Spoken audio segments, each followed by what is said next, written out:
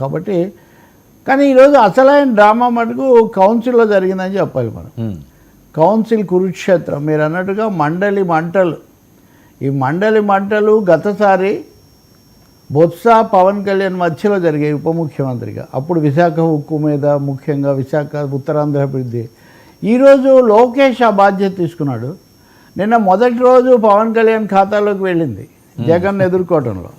రెండో రోజు కౌన్సిల్లో బొత్సాను ప్రతిపక్షాన్ని ఎదుర్కొనే పని లోకేష్ తీసుకున్నారు. మనది ఒక వర్క్ డివిజన్ లాగా తెలుగుదేశం పార్టీ లేదా ఎన్డీఏ ప్రభుత్వంలో పవన్ లోకేష్ ఈక్వేషన్ ఎలా ఎమర్జ్ అవుతుంది, ఎలా రూపొందుతుంది అని మనం చూడాలంటే ఈరోజు కౌన్సిల్లో లోకేష్ విజృంభణ, బొత్స కూడా ఏమాత్రం తగ్గకుండా నిన్న జగన్తో ఉండి బయటికి పోయినప్పటికీ కూడా ఈరోజు ఆయన మళ్ళీ తన స్థానంలో తన ప్రతిపక్ష నాయకుడిగా వచ్చిన తర్వాత ఆయన బొత్స అన్నట్టుగా ఆయన ఇదే అవుతున్నారు. అందుకని మంచి హోరాహోరీగా రసవత్తరంగా సాగుతోంది.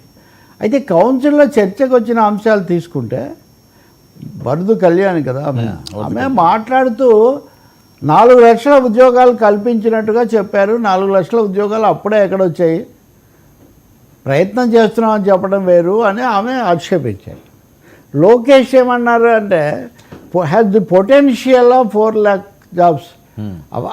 అది దానికి అంత సమర్థత ఉంది, 4 లక్షలు కల్పించగలిగిన శక్తి సామర్థ్యాలు అని ఉంది అంటే తెలుగులోకి వచ్చేసరికి దాని అనువాదం ఏంటంటే 4 లక్షల ఉద్యోగ అవకాశాలు కల్పించడం జరిగింది అని ఉంది.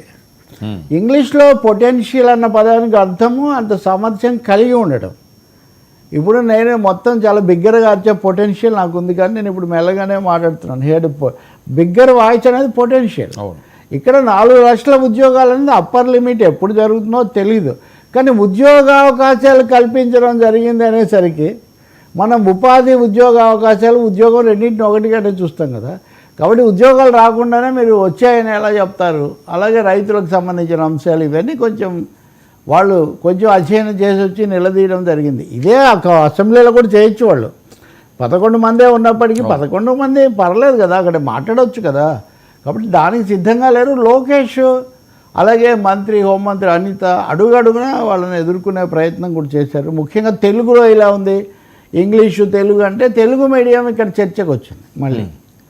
ఇప్పుడు ఒకటి నిజమండి, తెలుగు మీడియం వేరు, తెలుగు భాష వేరు. తెలుగు మీడియమే ఉండకూడదు, ఇంగ్లీష్ మీడియమే ఉండాలంటే ఎవరన్నా కానీ అది పొరపాటు కదా. ప్రభుత్వంలో దాంతో ఎవరు ఏకీభవించలేదు. అలా అని కేవలం సెంటిమెంటల్ ఇష్యూగా కూడా మనం చేయలేము. చాలామంది ఇంగ్లీష్లో చదువుతూనే ఉన్నారు కాబట్టి. ఈ తెలుగు ఇంగ్లీష్ యుద్ధం కూడా ఈరోజు కౌన్సిల్లో వచ్చింది బాగా. ఇది అనువాదం యుద్ధమే కాదు, తెలుగు ఇంగ్లీష్ యుద్ధం కూడా చాలా వచ్చింది. నిజం చెప్పాలంటే చంద్రబాబు నాయుడు కూడా అభివృద్ధి బాగా చేశాను, ఇంగ్లీష్లోకి తీసిపోవటం వీటి గురించి చెప్పిన రోజులు ఉన్నాయి. కానీ జగన్ దాన్ని మరీ ఒక విధంగా ఒక పోరాటంలాగా మార్చడంతో మీరు తెలుగుకు ద్రోహం చేస్తున్నారు, తెలుగు వాళ్ళు ఏంటి తెలుగు ఇలా మాట్లాడతారని వైసీపీ వాళ్ళు తెలుగు ద్రోహులు అన్న స్థాయిలో అనిత కానీ ఇంకొకరు కానీ ఆ పద్ధతిలో మాట్లాడటం, వాళ్ళేమో తెలుగు సబ్జెక్టుగా ఉండాలి కానీ మీడియంగా కాదని మా ఉద్దేశం అని చెప్పటం. అదైనా కానీ కింది క్లాసుల్లో తెలుగు మీడియం ఉండకూడదు అనేది అభిప్రాయం. ముఖ్యమంత్రిగా చంద్రబాబు ఉన్నా, లేకపోతే జగన్మోహన్ రెడ్డి అంతకుముందు ఉన్నా, లేదా ఇక్కడ రేవంత్ రెడ్డి ఉన్నా, ఎవరున్నా కానీ కింది తరగతుల్లో మాతృభాష చదువుకుంటే మంచిదని మనందరం చెప్తాము. కానీ దురదృష్టవశాత్తు ఆ పరిస్థితి లేదు. దాన్ని ఎలా మెరుగుపరచుకోవాలని చూడాలి. కానీ ఇది హోరాహోరీ పోరాటంగానే జరిగింది మొత్తానికి. ఎవరు తగ్గల. బొత్స